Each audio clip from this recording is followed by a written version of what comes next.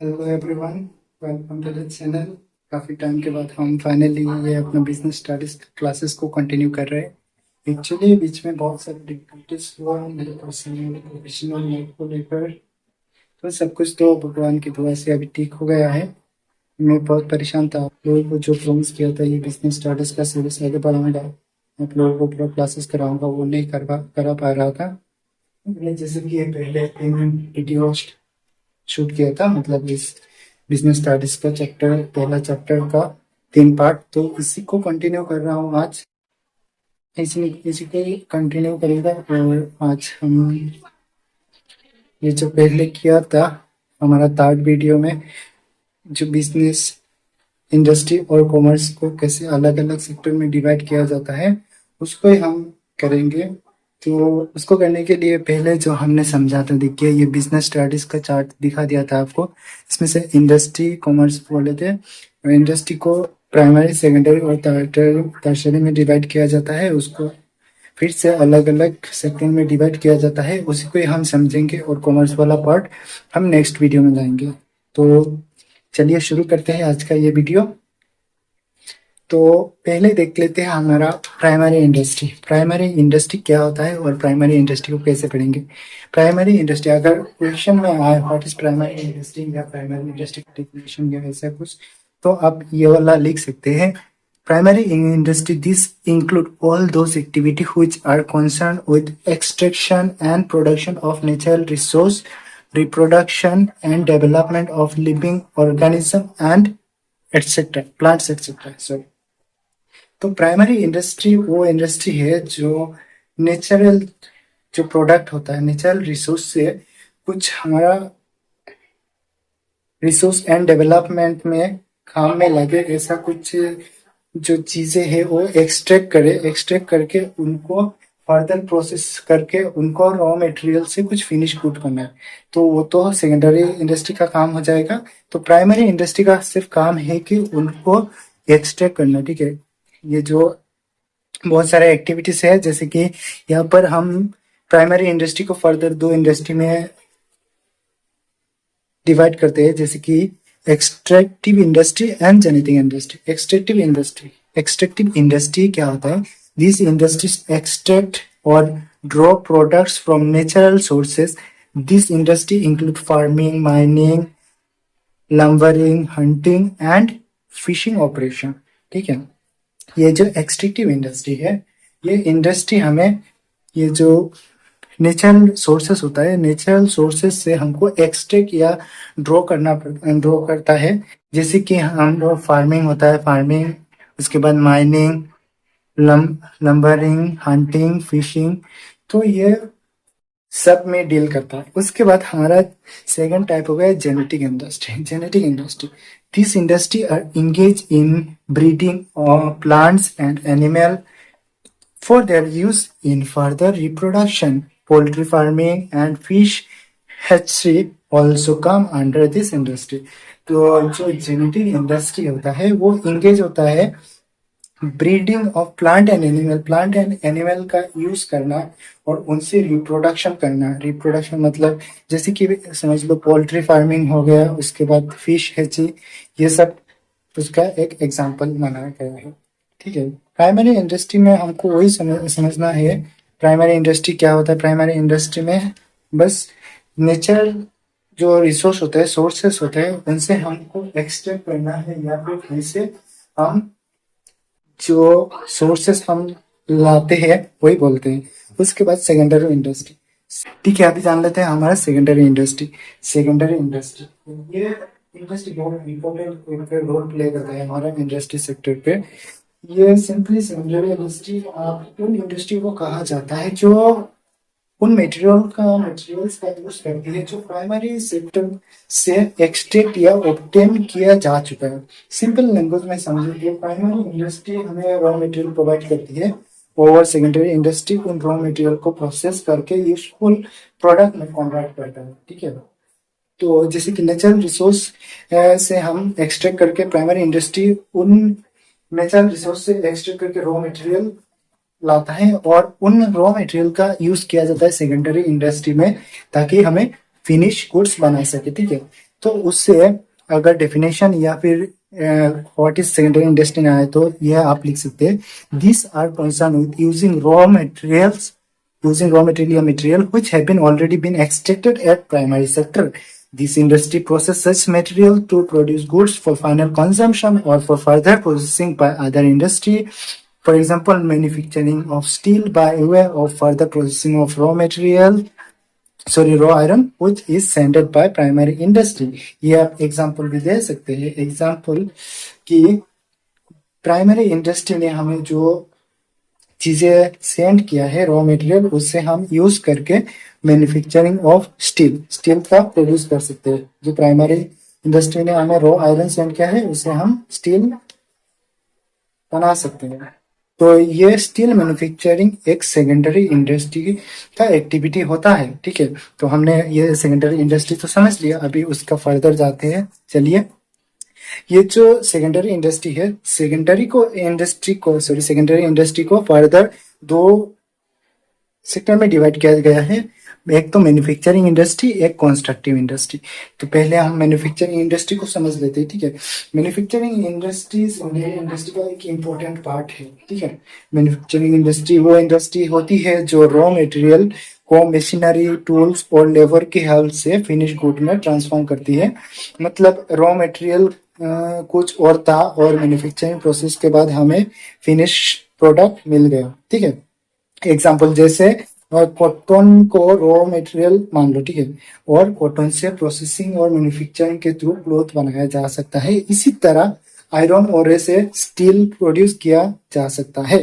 ठीक है, तो इसको आप ऐसा लिख सकते हैं, this industry are engage in transforming raw material into finished good through the use of machinery, tool and labor.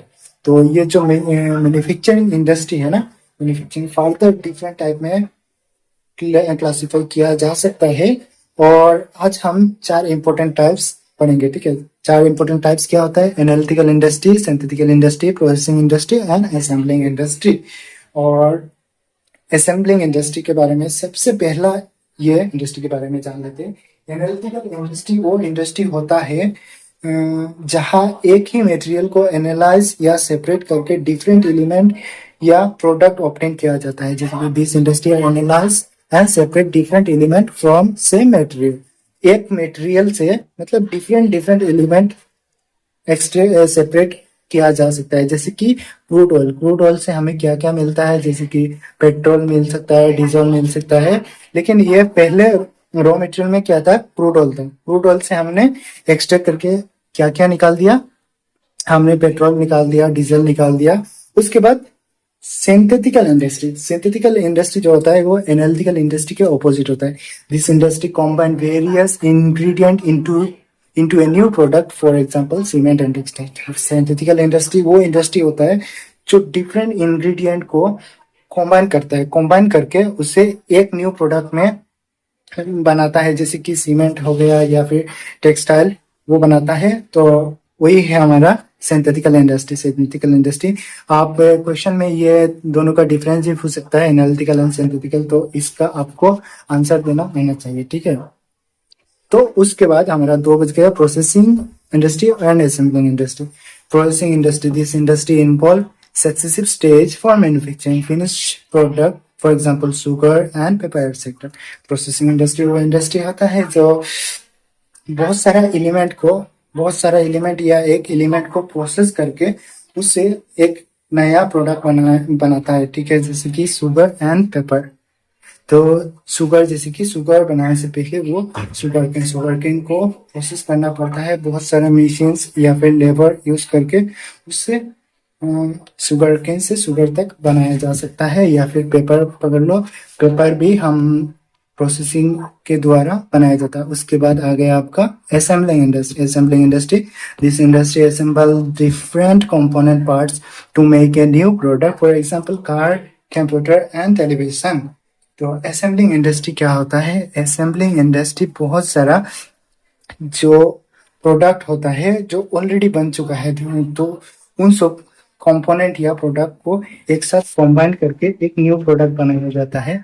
जैसे कि कार हो गया या कंप्यूटर हो गया या फिर टेलीविजन हो गया, जिनमें बहुत सारा कंपोनेंट एक साथ कंबाइन किया जाता है, तो ताकि एक नया जो कंपोनेंट है उसे तैयार किया जाता है। ठीक है, तो यही चार इम्पोर्टेंट टाइप्स है हमारा मैन्युफैक्चरिंग इंडस्ट्री के अंदर आता है। ठीक है, इन चार टाइप्स को आपको पूरा पता होना चाहिए। क्वेश्चन कैसा है कुछ पता नहीं। ठीक है, तो चार हम देख लेते हैं। एनालिटिकल इंडस्ट्री, एनालिटिकल जो सेपरेट करके एक कंपोनेंट से बहुत सारा कंपोनेंट निकाले सेपरेट करके। सिंथेटिकल इंडस्ट्री, जो जो इंडस्ट्री वेरियस कंपोनेंट को या फिर इंग्रेडिएंट को कंबाइन करके एक नया प्रोडक्ट बनाता है।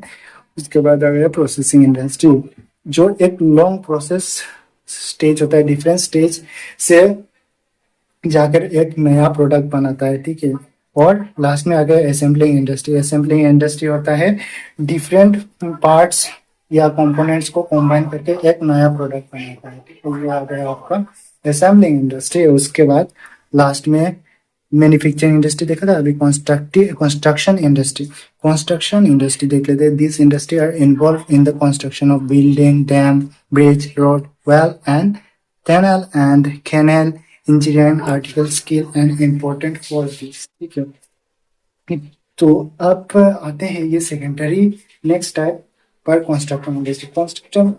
कंस्ट्रक्शन इंडस्ट्री वो इंडस्ट्री होता है जो डिफरेंट कंस्ट्रक्शन एक्टिविटी में इन्वॉल्व होता है। ठीक है, जैसे कि एग्जांपल हमने दे दिया है, building, dam, bridges, road, tunnel, well, ये सब में आता है। ठीक है, इन सबको कंस्ट्रक्शन में कंस्ट्रक्शन इंडस्ट्री का इम्पोर्टेंट रोल होता है।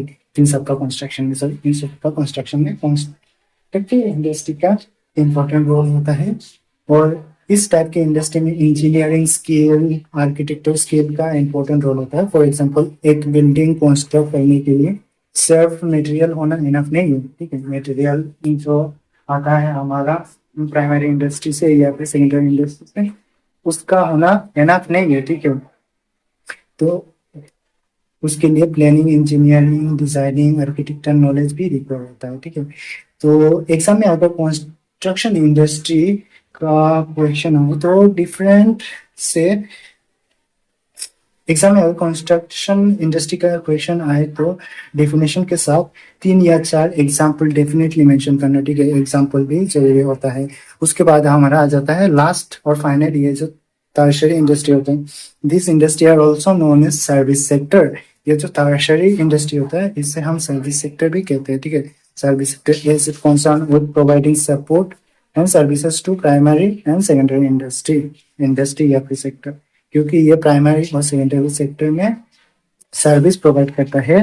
बस it include transport, banking, insurance and warehousing. Transport जैसे कि हमारा प्राइमरी इंडस्ट्री से कुछ सेकेंडरी इंडस्ट्री में कुछ सामान जा रहा है तो उसमें ट्रांसपोर्ट फैसिलिटी जो प्रोवाइड करता है, ट्रांसपोर्ट का सर्विस, वो टर्शियरी इंडस्ट्री होता है हमारा सर्विस सेक्टर। या फिर किसी बड़े मैन्युफैक्चरिंग इंडस्ट्री को बैंकिंग का सर्विस चाहिए, ये प्रोवाइड करता है।